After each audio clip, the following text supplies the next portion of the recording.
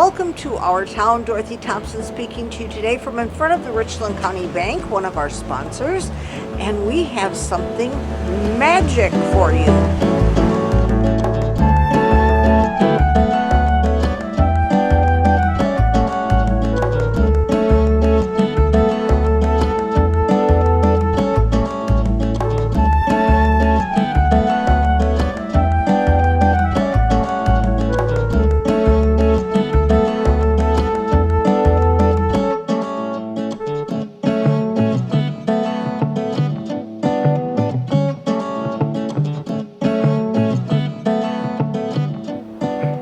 We're going to talk to Ryan Martin, magician, illusionist, Yeah, whatever you want to call it. prestidigitator. That's a big word. Mm-hmm. And It's true. Okay, where are you from, Ryan? Well, originally I grew up in Tomahawk, Wisconsin, and that's way up north where, Yep. where my grandmother would say there's no people. There's no people there. Because she was from, long story short, my grandmother died, my grandpa married a Chinese lady, and she would say no people. But yeah, Tomahawk, I was a little kid, I grew up there. I had an amazing childhood. Mhm. You know, I wouldn't trade my childhood for anything. You know, we would always play outside. I was literally Indiana Jones when I was a kid. I had a whip that my uncle got me from Mexico. I had a whip, I would swing from tree to tree. And we would sometimes go to Disneyland on credit cards, and my dad was living paycheck to paycheck, but he still made sure that me and my brother had a good childhood. My parents are amazing, together with us, and I grew up there from when I was 8. My dad had a job opportunity. We moved to California in the Bay Area, and from that, I spent time with my cousins in the Bay Area in California from when I was 8 to 11 years old. Amazing time in my life. Like, the beach is amazing, the people there. And then after that, we moved back to Tomahawk when I was 11 or 12.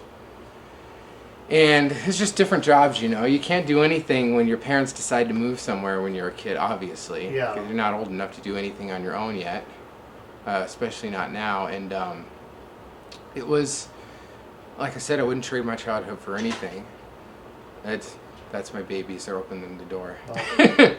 And then after that, I moved to where we are now, which, you know, can go unnamed if you want. That's fine. And I just been obsessed with magic ever since. Ever since I first saw it in Tomahawk, I saw David Copperfield and David Blaine on TV, and I thought, that's what I want to do. I have to do something like that, because the feeling of doing something impossible, you know, later figuring out, you know, it is of course sleight of hand and psychology, but I was so fascinated with it. I was just obsessed. My dad got me a magic set and then magic DVDs, and then it kind of built from there. And I was a super shy kid ever since I was born. I was extremely shy. Okay. And magic helped me connect with other kids in school, and I was only popular if I took the cards out. Okay. Without Yeah. magic, nobody really cared about me, but I would do tricks, and the kids would go nuts. We'd be crowds around me when I was in 7th, 8th grade. They would just go crazy, and from then on, it helped. It helped me a lot to be not as shy around, you know, everybody. Why do you Very think, sheltered kid. Why do you think some people, when they're younger, are attracted to illusion more than others? Is there anything that you can put your finger on, or is that it just happens? I would say the ability to amaze someone else. Mhm. Everybody wants to amaze someone, whether it be like, look at this new car I got, or look at this new shirt that I have, or Right. suit. Everybody wants to amaze people somehow, whether it be with a dance they do, which is actually I did in high school. Okay. I won the talent show dancing, which is the best way to end high school. And after that, I was only electives. Boom, I was out. It was the best way to exit. Because all the people that used to, you know, bully me and stuff, because maybe they were jealous of the magic, I don't know. But the people that used to bully me, they were like amazed, and they were cheering for me at the end of high school with the talent show. Was it like Napoleon Dynamite? Like that? No, but it was close. It was like Okay. moonwalking in a circle and all that stuff. Okay. Yeah, it's on my YouTube. Bad quality, but it's still up there on YouTube still. But I think it's everybody wants to do like an amazing illusion. Like everybody wants to know at least one or two magic tricks. Yeah, that's true. You know, because it's so fascinating. Magic is the only art that transcends. Yeah. It's transcending in real time. You could look at a painting and be transcended by the colors or the way it feels, the emotion of the painting. But with magic, it's happening to you. It's an experience that happens in the present moment. That's constantly unfolding. And it can be a very, very expensive profession or hobby, or it could be like, I'll pick up this pencil Exactly. and do something, or this quarter. I think the real incredible magic is with any object. Mm-hmm. Yeah. For me, it mostly is cards, but everything else can be like this. The magic you can do with almost anything. However big your imagination is, you can create an effect out of it. But the most important effects are the ones that people can relate to and connect with. Yes. And I see that according to Facebook, you're getting into rubber bands. There's all sorts of stuff, yeah. Yes. Maybe more coins. I don't remember exactly Yeah. what you said, but Well, it's always usually card stuff, so I thought I'd mix it up and just Yeah. do something else a little bit different. And, you know, I'm still learning. We're all still learning. It's like, sometimes I get mad because I'm like, I just want to be better now. And I don't want to keep having to learn things. But life is always having to learn things, even if it's hard. you're always learning, even if you don't know you are. Mm-hmm. It's true. Are you when I see you performing, you seem like an extrovert, but those introvert and extrovert are often misunderstood. Are you? Mhm. What do you think you are, an introvert or an extrovert? I think it depends on the situation. Like when I am doing magic up close walking, I get energy from the people. So whether Yes. I'm on stage or I'm doing a gig where I'm doing walk around magic for everybody, like of course you've seen at the Oh, yeah. many events we've done, I get energy from the people. Like I might be kind of introverted on the way there, driving there, but once I get there, it's like boom. It's like before I go on stage, there's butterflies, Yes. of course, but I teach them to fly in formation. That's a good one. You can obviously steal that one. I heard that from a good friend of mine. Well, if you feed off of them, because if Uh-huh. they start out kind of flat, you have to work extra hard to get them enthused. But if they start Yeah. out like it's just lighting the fuse, and there it goes. Exactly. Everybody's different. Mhm. What you can do with, and I feel out the groups like, oh, I think this will be a fun group. I'm going to approach them. Okay. A lot of times. So you're good at reading people or groups Yes. in general. The only reason I'm good at reading people is because I've done this for over 15 years, and I've met probably over 100,000 people. Probably at least over 100,000 people I met. So having met so many people in my life, I can sort of tell, will this be a fun group or not, or can I connect with this person and how that goes. You really feel out the situation, because there are many times where after I do a performance, they are really starting to think in their head, what event could I use him for? Mm-hmm. And I can see the gears turning sometimes when I look at people after the show. And then I go up to them and they say, hey, so we have an event or a birthday coming up this date, and then I connect with them on that and I'm able to book another show. Just off reading people. Yeah. But a lot of situations are different. There are times when I want to be introverted, and there are times when I know myself, and being around people, I mean, that's why I go to meetings, is because the energy and the fellowship, it overall helps me feel really good, even if I don't feel like going. Yeah. Sometimes Yeah. you just have to force yourself, and then once you go, I'm speaking from experience. Just like, oh, I don't really feel like going to so and so, but Yeah. then once you're there, I say, I'm so glad I did this. Mm-hmm. Doing little things like that. And as the viewers probably already know, I go to at least 1 or 2 AA meetings a week, because, sometimes 3, but around 1 or 2 is usually a pretty good amount for me. And they're like a second family to me, Yes. obviously. A lot of them are, have helped me with my business here and there. And, emotional support too, we all need it. And I think So it will be on April the 18th.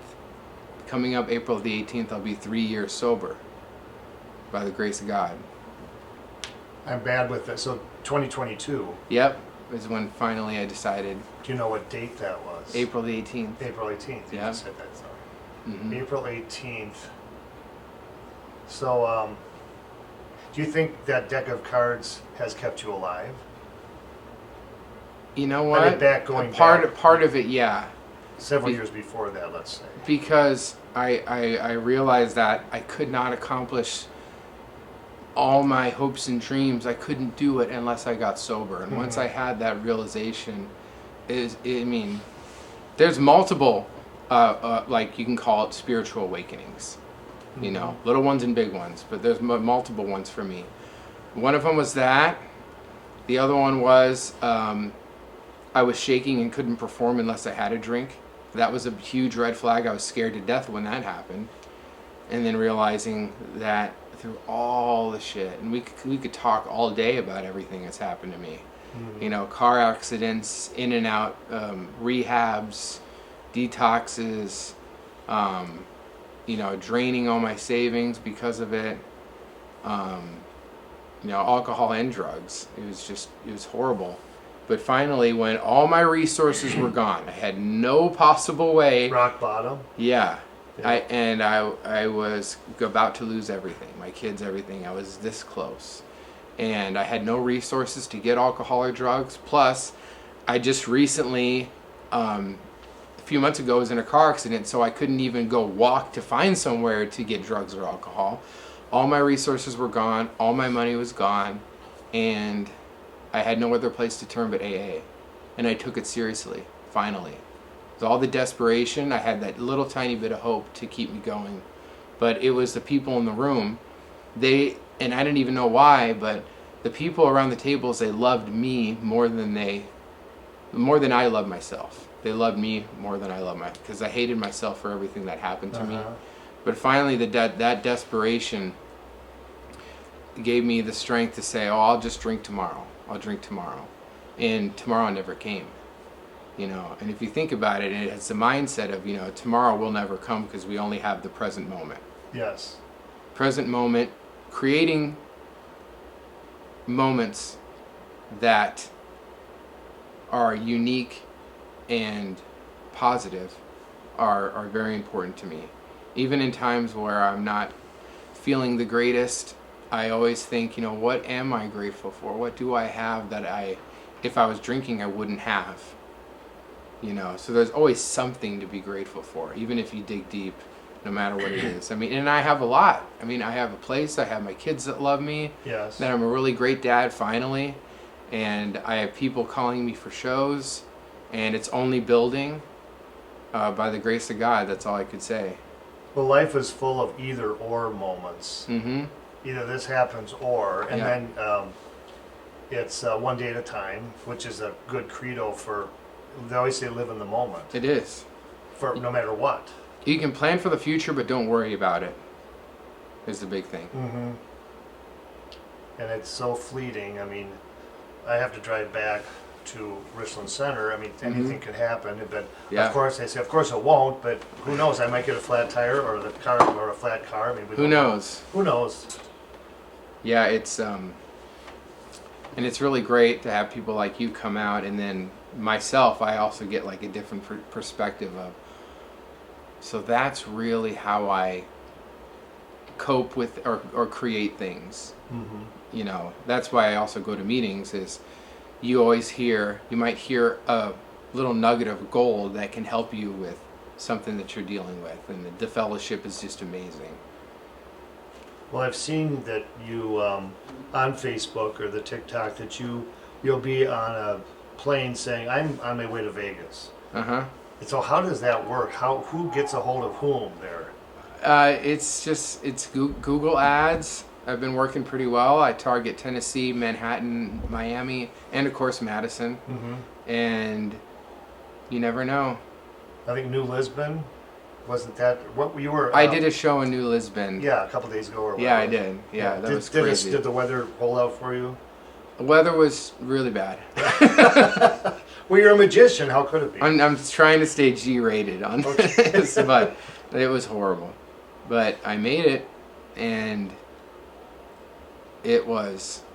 A lot of people came out. Good. Yeah. Through everything, it was a good turnout. Do you prefer, and maybe you shouldn't be playing favorites, but would you prefer a banquet hall of 500 so then you can kind of just mosey around, or do you want a birthday party with 10 people?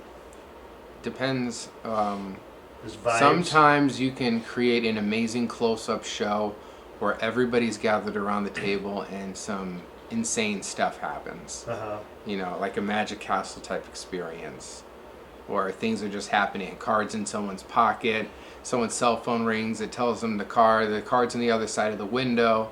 It's Yep. turning $1 bills into Or it's $100 under the bills. watch. Yep, I love that one. And then all of a sudden their watch is in my wallet. Somehow you're able to take the watch from them. It's the only one that I can really do, but the other stuff like taking someone's necktie or belt, that is way more complicated. I couldn't imagine how that Yeah. would. I mean, I can't even get my own tie off. And also taking people's wallets, I don't do that. Putting something in someone's wallet or pocket, I've done before, which can be pretty amazing how that turns out. Where did you, as you're learning these over the years, are you going to a source? Well, I mean, or do you just kind of, Well, I mean, before the days of YouTube, let's say. yeah. Well, I went to, when I was 17, 18 years old, I went to a magic camp in Canada. Sorcerer Safari Magic Camp. How did you find out about that? I found out about that on a magic website with Aaron Fisher, and he was talking about a camp, and I just said, Dad, I want to go to this. And my dad paid for it and everything. We drove out there, and we got to do the Maid of the Mist in Niagara Falls, kind of like made a whole vacation out of it. And then I went to camp. I learned from some of the best magicians in the world, magicians who I was like starstruck to see and spend time with. That was just an incredible experience. And they said they were so impressed with my knowledge of magic because, you know, at that point going to the camp, I had been obsessed with magic for the past 4 years. And then I went back the next year and I learned and I studied and I even did lessons with this magician that started me off. I was doing lessons through FaceTime. And that got me to create my own magic in my own way. And then my career started to take off. And then as that was happening, the more shows that I was getting, the more pressure on myself, the more money I was making, the more I was drinking. And then right before COVID, when all the DUIs happened, all the other stuff happened, and everything crashed and burned. So finally seeing myself outside of the hole that I dug is a freaking miracle. Out of everything that I went through, first I was drinking because it was super fun. I would always keep this high level of euphoria all the time. Well, the dopamine blast is kind of the whole point. You know? Yeah. But it just got to be, just before I knew it, I was then drinking to numb the pain of what had just happened. All the DUIs, all the other stuff. I was drinking to numb the pain of that, and then it just got worse and worse and worse. And then the car accident happened, breaking both my legs and my right foot, shattering that, which I'm still in pain every day, but you deal with it any way that you can. Right. Like acupuncture, chiropractor, different exercises that I have to do every day. But I'm alive and I'm still going, and people still, you know, always love to see what I do, and there's so many people on my phone that contact me, and it can be a little overwhelming sometimes with all the people that I have to get back to or they have to get back to me, but it's a process. But I still feel like I'm just starting. And it can only get bigger from here. But in the right way, in the sober way, where I'm actually sharing my story to help other people. You know, my motivational message is that, you know, you can do what you love to do, and it can be in little steps. No matter what you've been through, you know, the world wants to be your true self. and to see yourself shine, being passionate about something that will help the world. And you're I mean, you look at, we're sitting in a nice apartment. You've got, I believe, 2 daughters. Mm-hmm. So you've got people who like you. You're making people happy. They love you. Yes. You're helping people. And So it can only get bigger. Even though there are times where I'm like, oh, if I had more money or if I had more fame, and then I try to think, you know what, I'm kind of doing everything that I can do. Mm-hmm. And maybe I'm exactly where I need to be at this point, so that way I can handle all the money, all the pressure in the future. But I have to be where I am right now. Right. So whoever's watching this who's not satisfied with where they are right now, patience is really hard because I'm impatient too. Yeah. But maybe you're exactly where you need to be, and as long as you keep going and making little steps to get there, your dreams will eventually come true. I think about I am living my dream life. All I'm doing is expanding it. I am doing what I love to do. I'm just expanding it. Sound like you're in second gear. Then when it's time to shift, you're in the third, fourth. Do you think you accelerated too quickly years ago, and then you started Maybe. partying, and Maybe. was the escalation too quick, like the old Hollywood stories? Yeah. And, Yeah. I wasn't very self-aware, and I was very self-centered. I started to get very self-centered. Well, you weren't very old either. No, I wasn't. And I don't know. I just got obsessed with the money and the attention and the shows. It's intoxicating. Mm-hmm. Hence the Really? word. Yeah, Yes, it is. alcohol, intoxicating. Yes, Yes, it is. I mean, And it all just, before I knew it, it was just, you can only drive drunk so many times the odds will catch up a bit. before things happen. Right. Yeah. But a lot of people don't come back from that, and a lot of people never stop drinking. Mm-hmm. So I always say in the meetings that we are the lucky ones that somehow had the capacity to finally be desperate enough to stop. Because a lot of people, they don't ever get that kind of desperation to finally want to live a better life and be a better person and be sober and make a positive impact. Some people just, they die that way, Right. And it's sad, but always finding something to be grateful for me it's a big thing. And whether one of my videos gets like 300 views or it gets 2 million, like that stupid Thai joke video. It's like, why did that get 2 million views of a Thai joke? I know. You never know. But no matter what, I'm just going to keep posting and see what happens. And, someday, by the grace of God, maybe there will be an amazing woman in my life that will help me take care of the kids and my business and everything. She's out there somewhere. And, it's only, when the time is right, it's hard for me to realize that it's God's time. It's not my time. It's God's time when things happen.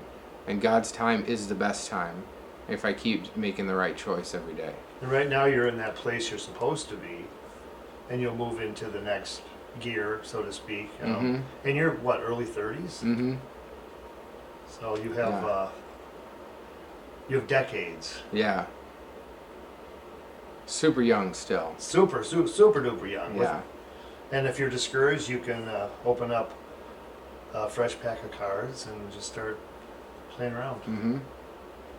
Absolutely. The smell of cards is very nostalgic. Smell of cards in the morning, yes. Yeah. What is your favorite, what's the big go-to brand? Bicycle. Bicycle, yeah. Always. Because it's the most recognized is bicycle. It goes back, 1800s or maybe even, I don't know. 1880s. 1880s? Yeah. And sometimes you get the real vintage looking cards that are like all far out and cupids and stuff. And those are actually pretty neat. But the most recognized is the bicycle you just get from Walmart. And sometimes I have the person buy the deck of cards that I use in the show. So they know there's no BS. Right. This is all with your deck, and some incredible stuff's going to happen. I dabbled in Magic over the years when I was younger, but a lot of the tricks were like you'd have to put the cards in a certain order for the trick to work, and I hope you didn't drop them. But just having them bring them in, and usually it's better just to have the Yep. regular plain looking deck that is recognizable that everyone plays poker or bridge with or something. Yeah, exactly. And then there's a lot of different effects I can create just from opening the brand new deck.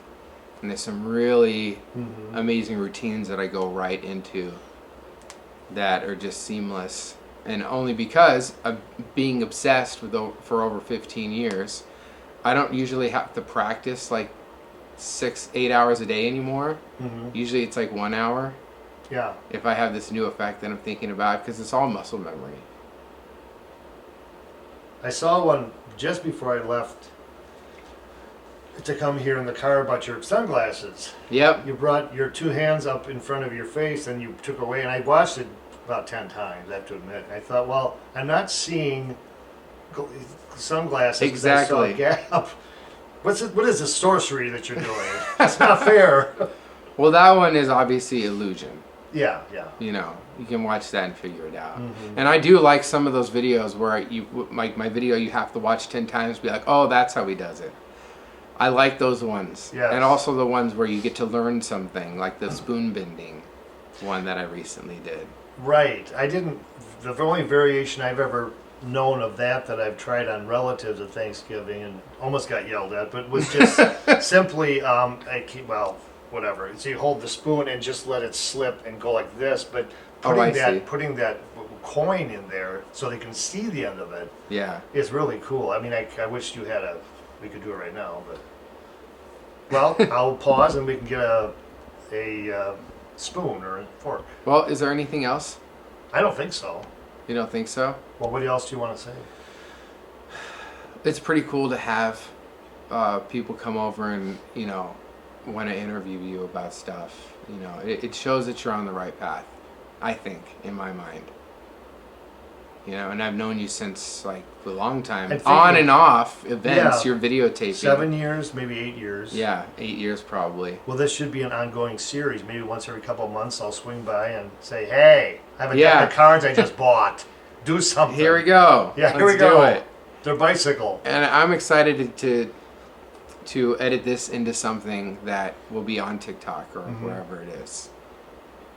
If you're cool with showing your face in the camera. Well, I normally wear a mask all day. Oh, okay. No, that's fine. We got the masked videographer, interviewer, performer. the masked magician. Yeah. Seen that show? Yeah, but well, I don't think isn't it kind of hard to do illusions when you're. Yeah. Well, I do have an illusion that I do in my stand-up show that is a floating table, and I make a bowling ball appear. I've seen So- the bowling ball down Yes. at Costco Park. And I'm also going to be getting you show a box with fake birds in it, and then you pull the top off and a person appears.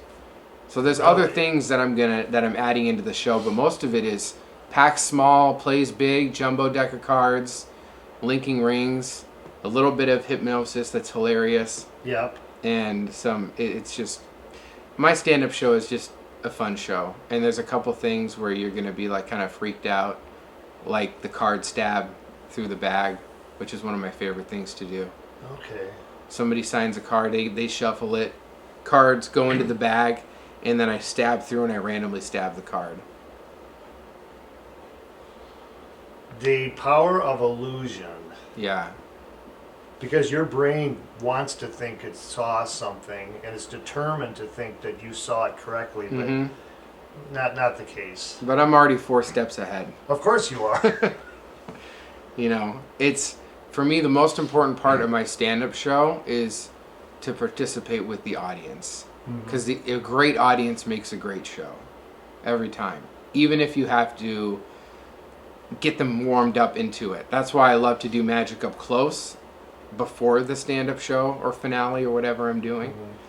And to customize it. I think I'm one of the very few magicians that actually customizes the show with a logo or a number or a picture that I show to the audience, gets signed, ripped apart, and put back together perfectly. And there's different messages that I add into the show, and I think that's really, really important. I'm doing the extra work to make it special for that specific company or birthday or wedding or whatever it is. Well, you're easy to, people put their trust in you when you're doing that. Mhm. Because I was talking to someone before I left Richland Center. I said, I'm going to this town to interview, and this person said, oh, because I said, you got to look him up and see some of the stuff. Yeah. But I did mention that you're appealing. You're not kind of like a smarmy, oily, sexual innuendos, and with the rim shots afterward, because that's just cheap. Anybody can. Yeah, it's not good. No, but you're just appealing. People can relate to you. They're like, oh, he's kind of like that guy that lives down the street. Yeah, I think it helps that when you meet so many people, how you can relate and break the ice. And I have a running joke that I walk up to people and say, hey guys, believe it or not, I'm older than 25. And then I vomit the cards, and then immediately they know that it's going to be a really fun time. I still like your necktie one. Yeah. Of course, I laugh every time. It's so, Obvious. why do I keep watching it, And I had no idea that was going to blow up. And then and I have no idea what other one is going to either. I have an idea to do some magic with the sponge bunnies for my kids and make a video of that. Oh, would that Yeah. be multiplying sponge? Yes. Okay. Yeah, one of those things. Yes. And then I had my there's a just ridiculous dumb stuff like me pulling a huge straw out of a bag. Oh, There's that video too where I made a huge straw appear. I didn't see that one. You have to realize that there are things that only work for video than in real life. Well, if the video's Obviously. two-dimensional. Yeah, it's different. Yeah. So the magic that I create that is in real life, completely different experience than, I mean, of course I have videos where it's visual, the card changes and then people react, but you need to play for the viewer, and the viewer only has one point of focus. Yes. But when I see you're sitting at a 8 top or a Mhm. 10 top, and those are infinite number of angles, pretty Yeah. much. So I would be nervous if I were you, but you're a professional. Well, I've done it so many times Right, that it's like, yes. okay, we'll try something. And I think it's just the being there and then the connecting with people. I think it's just the persona that comes out with me Mm-hmm. that it's just second nature, I guess, for that. Did you happen to mention is it 6 or 7? And I think what helped was going to college and studying acting and public speaking. That helped Oh. kickstart my career. Okay. Yeah. And my acting teacher was just amazing. Believe it or not, her name was Lauren Love, so she'd go by Dr. Love. Dr. Love. And I'll never forget how she was so patient with me and understanding of my thought process and how I wanted to come across. And in public speaking class and in acting class, she did both of them for me, which is so great. And it was a good starting point to being comfortable presenting my show on stage and everything after that. Where was that? What college? Baraboo. Oh, UW sure. Baraboo. Yep. UW Baraboo. Yeah. And now I'm taking it one day at a time and kind of doing everything I can do without putting too much pressure on myself at the same time. Mm-hmm. Letting yourself rest and do my readings and meditating every day and doing things that I love to do. Even if it's like some video games here or there, feeding my turtle. I have a turtle named Shelly. She's pretty awesome.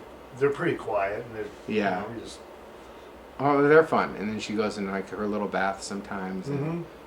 perfect starting pet, not super demanding, like there is a lot of work unfortunately you have to put into if you have a dog or a cat or anything like that. Right. And I'd rather have extra time to focus on my kids, my business, my fellowship. That's what keep it's a balance of all these things that you have to figure out every day. How to balance your, you know, you're working on your shows, your videos, you're calling people, spending time with kids, AA meetings, all of that has to balance out. And it's a work in progress every day. Well, prioritizing is a big job. Mm-hmm. Sometimes I get it wrong as far as like my priorities for the day. It's like, oh, why didn't I do that first? Yep. And I screwed that up. That's, you know, I'm human, I believe. Yeah. And it happens, doesn't matter who you are. Right. Everybody has problems. Mm-hmm. You could say, oh, well, this famous person, this rich person, like, no. Doesn't matter who you are. It can be literally anybody. Everyone has problems. Yeah, it's not like they're a different species just because they're wealthy. And Mhm, exactly. We're all mammals. So, except your turtle. So if you're just gonna be a little bit better every day, just a little bit by little bit, that's all you can really do. Mm-hmm. You know? And by the grace of God every day, staying sober, getting strength to always keep going. And living in the moment. Yep, And things will happen as they are supposed to. you're right. You're exactly right. All right, hold on. Oh, I get those out. So real quick, all different, okay? Any one you want, you can have. See the deck? And I use the big letters and numbers so that way you can see it from far away. Yep. Can you just pull one out here for me? Sure. Just one, and look at it and show the camera. I don't even want to see what it is. You got it? Yep. Okay, and then we'll do a different one real quick. I just want you to name one of these, any one of these you Just want. name? Just anyone, just Well, say it out I loud. see a king of spades. You want that one? Sure. You sure? Okay. King of Spades. It's gonna go somewhere in the deck. How many cards down would you say? Oh boy. 27. If you just riffle and snap, it comes up. That's not the amazing part though. This Well, you want to this is okay. Watch the king. I'm gonna actually take this for a second. I'll put it here in my sleeve.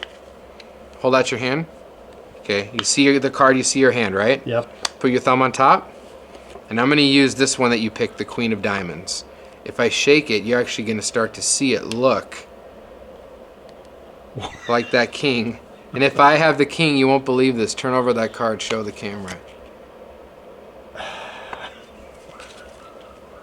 No editing here, folks. No editing, I promise. There you go, man. See, of all the times I videoed you, I never got to be on the receiving end. That's true. And make sure that's real. That's. Oh, it is. It And is. can you hold it face down for me? Yep. Okay. And then we're gonna use this one, the king again. Yep. Okay. I want you to hold that king. Yep. Here's the queen. Now, without looking, where would you say the lady is when I do this move? Under? Is it top or bottom? Where's the lady? Well, it's top, I believe. It'd be good if it was here. This would be better. For whom, you? Well, let's see. Up. This is like Vegas. Turn them both over. Okay, that's it. No editing, folks, I promise. But they're not even aces. This is the illusion, is they're still the king and the queen. They go back. That's what they still are. There you go. Wait a minute. I didn't bring this deck, did I? That's unbelievable. Thanks for watching. Thanks, Ryan. It's my job. Yeah.